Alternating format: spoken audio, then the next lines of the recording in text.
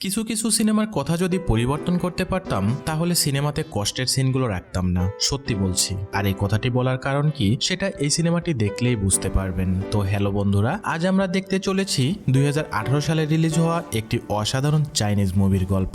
আর এই মুভিটির নাম till the end of the world, যেখানে অ্যান্টার্কটিকায় ঘুরতে এসে তিনজন যাত্রী চরম বিপদের মুখোমুখি হয়। আর শেষমেশ তাদের সাথে কি হয়েছিল দেখতে থাকুন। কথা দিচ্ছি এই মুভির প্রতিটা মুহূর্ত আপনার হৃদয় ছুঁয়ে যাবে। তো আর কথা না বাড়িয়ে চলুন মুভির মূল গল্পে যাওয়া যাক। অনুরোধ রইল ভিডিওটি সম্পূর্ণ দেখার। গল্পের শুরুতেই আমরা একটি প্লেন দেখতে পাই যেটা কিছু যাত্রী নিয়ে অ্যান্টার্কটিকায় যাচ্ছিল। আর অ্যান্টার্কটিকা সম্বন্ধে আমরা সবাই কম বেশি জানি, যেখানে বরফ রাজত্ব করে। সেখানে উফুচুন নামের এক ব্যক্তি ছিল, সে তার কোম্পানির কাজে অ্যান্টার্কটিকায় যাচ্ছিল। এছাড়া সেখানে রুই, নাতাশা ও পাইলট সহ তারা চারজন মিলে অনেক মজা করেই সময় কাটাচ্ছিল। তবে সেখানে রুই একটু হিংসুটে প্রকৃতির মেয়ে ছিল।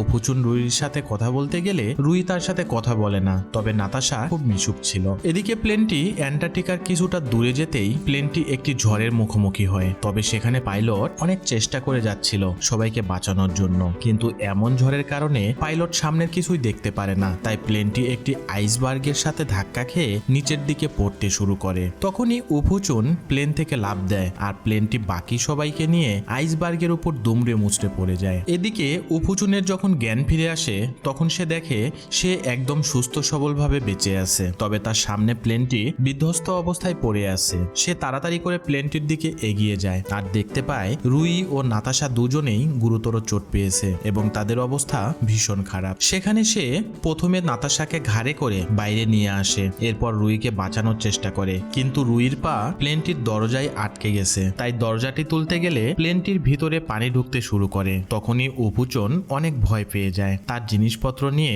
রুইকে সেখানে রেখেই বাইরে চলে আসে। তবে সে আবারও ফিরে আসে। এবার সে রুইর মায়াবী চেহারাটা দেখে তার অনেক মায়া হয়। তাই সে অনেক চেষ্টা করে রুইকে সেখান থেকে বাঁচিয়ে নেয়। ঠিক তখনই পাইলট সহ প্লেনটি সেখানে ডুবে যায়। সিন পরিবর্তন হয়। উফুচুন লক্ষ্য করে সেখানে ফোনের কোনো নেটওয়ার্কই পাচ্ছে না। এদিকে নাতাশাও কোনো রেসপন্স করছে না। তারা লক্ষ্য করে সে মারা গেছে। নাতাশার মৃত্যুতে তারা দুজনেই ইমোশনাল হয়ে পড়ে। আর এই নির্জন জায়গায় তারা কারো সাহায্যও চাইতে পারবে না। তবে রুই তার পায়ে চোট পাওয়ায় সে হাঁটতেও পারছে না। তাই উফুচুন তার ব্রিফকেসের উপরে করে তাদের দুজনকে সেখান থেকে নিয়ে যাচ্ছিল আশ্রয় কেন্দ্র খুঁজতে। কিন্তু কিছু দূর যেতেই তারা লক্ষ্য করে তারা আরো একটি ঝড়ের কবলে পড়তে যাচ্ছে।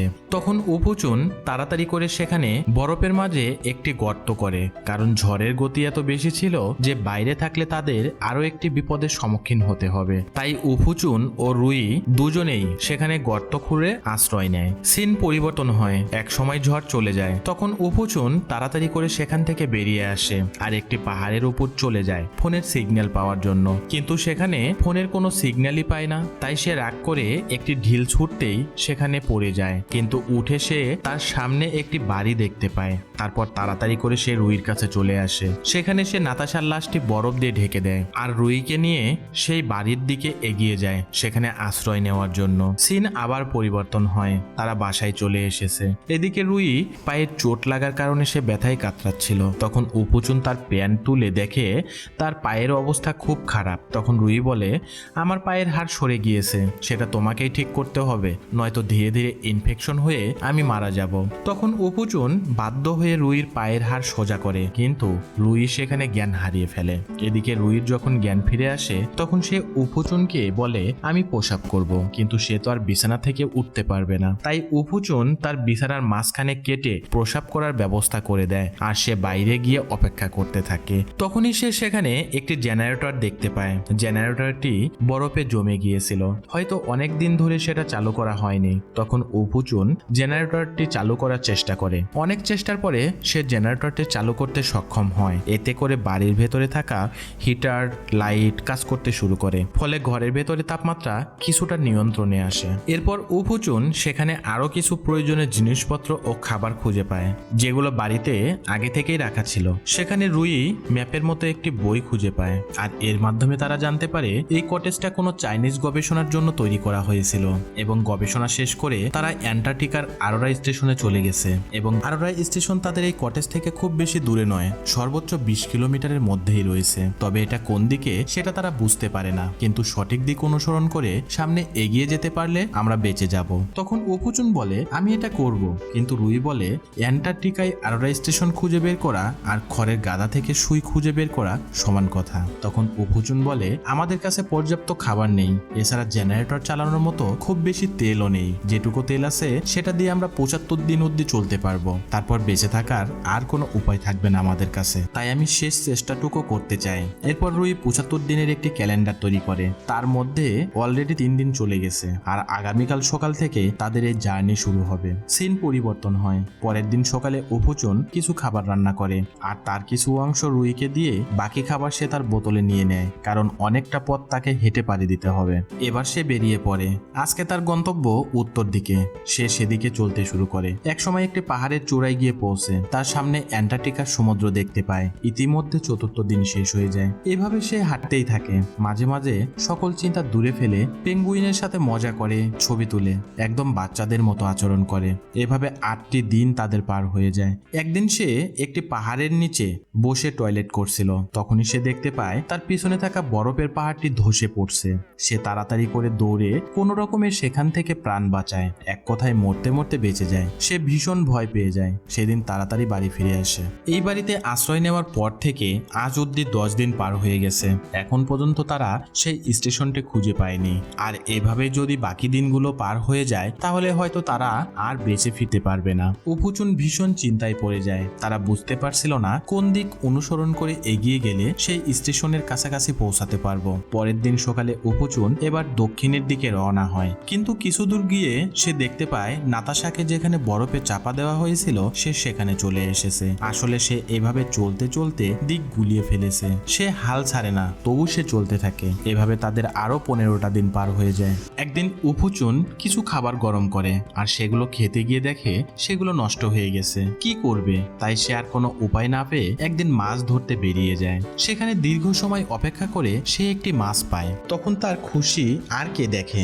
সে মাছটি নিয়ে মনের আনন্দে বাসায় ফিরে যাচ্ছিল, কিন্তু তখনই সে বরফের একটি ফাটলের মধ্যে পড়ে যায়।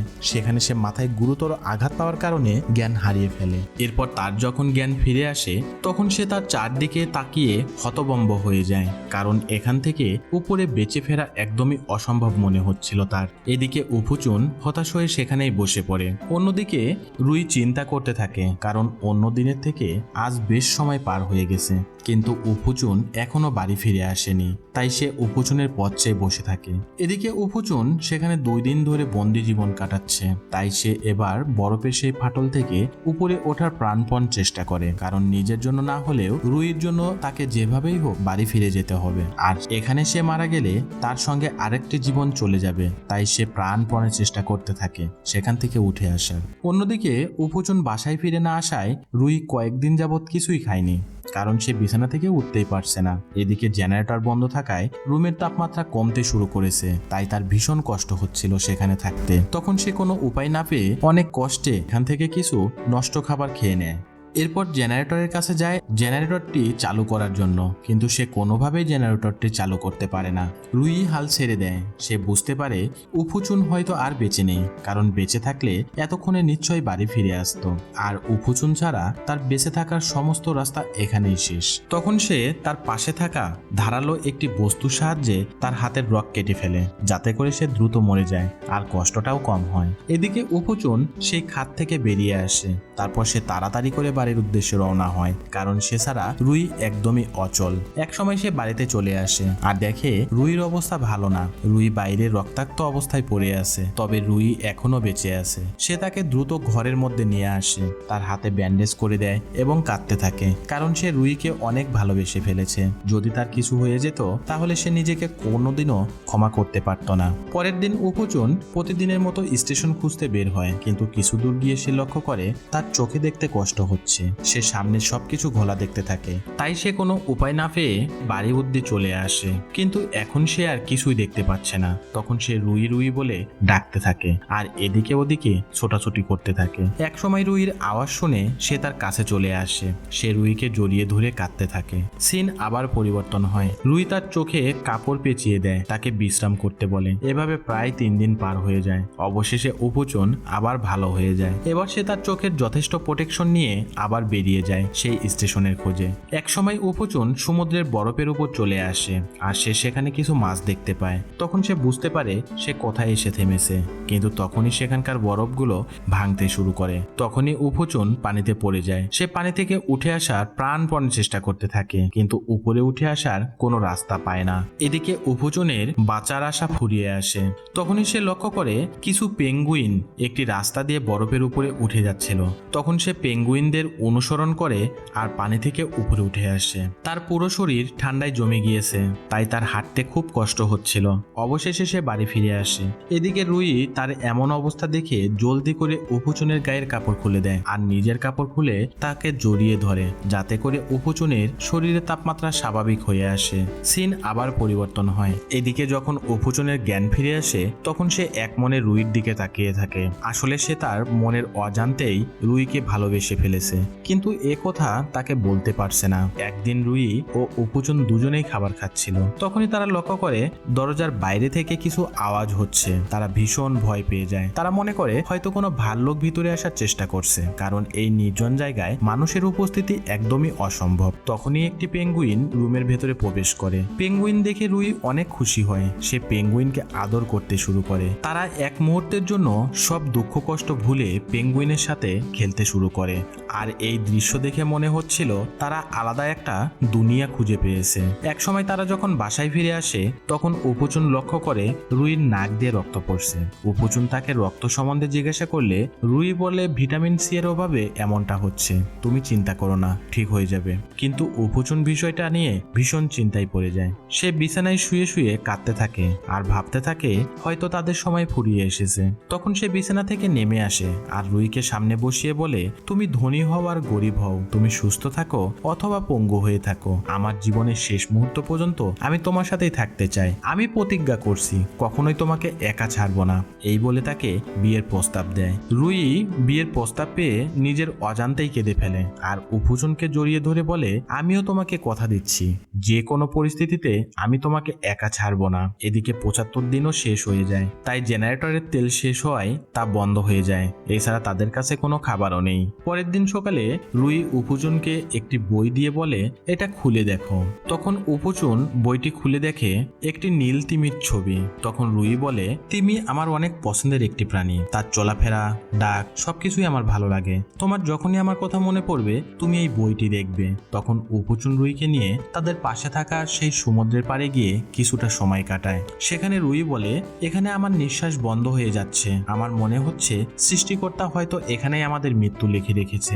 তখন উপচন বলে, এত সহজে হাল ছেড়ো না, আমরা এতদিন একসাথে এখানেই সময় কাটিয়েছি, একে অপরের ব্যথা অনুভব করেছি, শেষ পর্যন্ত সবকিছুরই একটা শেষ রয়েছে, তাই শেষ পর্যন্ত আমাদের লড়াই করে যেতে হবে। সৃষ্টিকর্তা চাইলে আমরা এখান থেকে অবশ্যই বেঁচে ফিরব। পরের দিন উপচন আবার বেরিয়ে পড়ে সেই স্টেশনের খোঁজে। বেশ কিছু দূর এগিয়ে আসার পর উপচন তীব্র তুষার ঝড়ের কবলে পড়ে। তুষার ঝড়ের ধাক্কায় সে বরফের উপর লুটিয়ে পড়ে। তার শরীরে চলার মতো শক্তি ছিল না, সে সেখানেই জ্ঞান হারিয়ে ফেলে। আর তখনই সিন পরিবর্তন হয়। এদিকে একটি পেঙ্গুইন তার গালে ঠোকর দিলে তার জ্ঞান ফিরে আসে। সে সামনে তাকিয়ে দেখে তার সামনে সেই অরোরা স্টেশন। সে সেখানে আর দেরি না করে সেই স্টেশনে চলে আসে, কিন্তু সে ঠান্ডায় কোনো কথা বলতে বা চিৎকার করতে পারছে না। তখন সে একটি পাথর দিয়ে তার পাশে থাকা একটি ড্রামে জোরে জোরে আঘাত করতে থাকে। আর তখনই সেখানে থাকা লোকজন তাকে দেখতে পেয়ে দৌড়ে তার কাছে চলে আসে। তখন উপচন তাদের সবকিছু খুলে বলে। তারপর তারা রুইকে বাঁচানোর জন্য সেই বাড়ির উদ্দেশ্যে বেরিয়ে পড়ে, কিন্তু বাড়ির কাছাকাছি আসতেই সেখানকার বরফ ধসে বাড়ির উপরে আছড়ে পড়ে। উপচন রুইকে বাঁচানোর জন্য চিৎকার করে কাঁদতে থাকে, কিন্তু এখানে তার করার কিছুই ছিল না। তুষার ঝড়ের আঘাতে পুরো কটেজ বিলীন হয়ে যায়। তারপর তারা স্টেশনে আবার ফিরে আসে, কিন্তু উপচন এখনো বিশ্বাস করতে পারছিল না যে রুই আর বেঁচে নেই। তার বিশ্বাস ছিল হয়তো রুই এখনো বেঁচে আছে, তাই তাই সে স্টেশন থেকে একটি মোটর বাইক নিয়ে সেই সমুদ্রের কাছে চলে আসে, যেখানে তারা শেষ সময়টুকু কাটিয়েছিল। সে দেখতে পায় রুই তুষার ঝড়ের হাত থেকে বাঁচার জন্য একটি গর্তে আশ্রয় নিয়েছে। আসলে এই গর্তটি উপুচুনি করেছিল। রুইকে সেখানে দেখতে পেয়ে উপুচুন তাকে কোলে তুলে নেয় আর আকাশের পানে চেয়ে থাকে। তখনই আকাশে রুইর পছন্দের সেই নীল তিমির আরোরা লাইট দেখতে পায়, আর সেখানে মুভিটি শেষ হয়ে যায়। আসলে মন থেকে চাইলে পাওয়া যায় না এমন কোনো কিছুই হতে পারে না, তবে চাওয়ার মতো করে চাইতে হবে, আর চেষ্টা করলে সফলতা অবশ্যই আসবে, যেটা উপুচুন ও রুইর এই সিনেমায় আমরা দেখলাম। তো মুভির গল্পটি আপনাদের কেমন লেগেছে অবশ্যই কমেন্ট করে জানাবেন, আর ভালো লাগলে লাইক ও সাবস্ক্রাইব করে সাথেই থাকবেন। দেখা হবে নতুন কোনো সিনেমার এক্সপ্লেইন নিয়ে।